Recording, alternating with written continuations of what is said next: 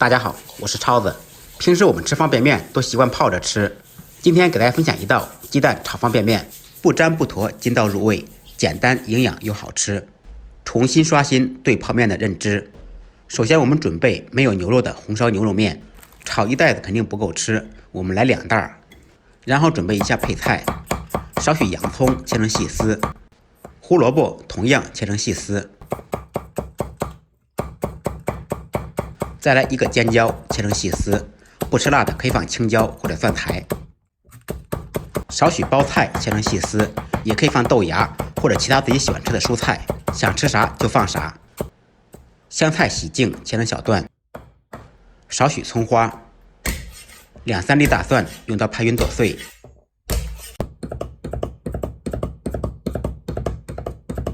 再来1根火腿肠切成小圈。碗中单手打入2个正经的笨鸡蛋，放入一点点白胡椒粉去腥，少许清水或者料酒，用筷子搅拌均匀，这样炒的鸡蛋更加蓬松柔软，而且没有腥味。锅中做水，水开以后放入准备好的方便面，面不用煮得太久，再次开锅以后煮1分钟就可以了，煮至7-8成熟最佳。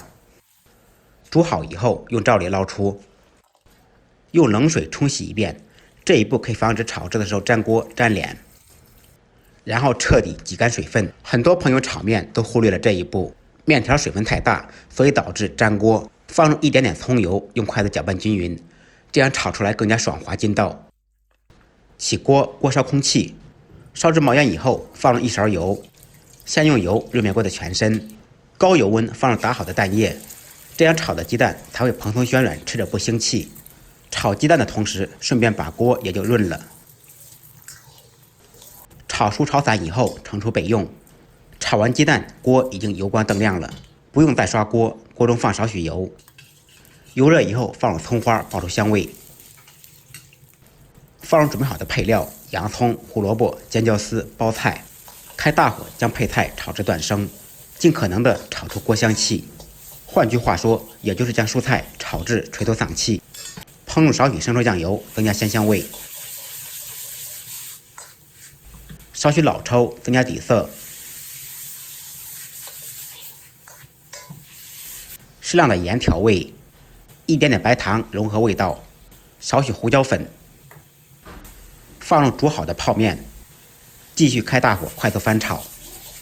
这个过程大概需要几十秒，将面条的水分炒干炒香，这也是炒面的灵魂所在。放入切好的火腿丁，继续翻拌均匀，家庭小灶炒面全程开大火，然后放入炒好的鸡蛋、香菜段、蒜末，继续快速翻炒均匀，最后淋少许香油，少许锅边醋，翻炒均匀，起锅装盘。一道简单好吃、营养丰富的鸡蛋炒方便面就做好了。不粘不坨，筋道入味，比泡面好吃多了。有时间的朋友一定要试着做一下，味道超乎您的想象。感谢朋友们的支持点赞，再忙再累，记得按时吃饭。下期视频见，拜拜。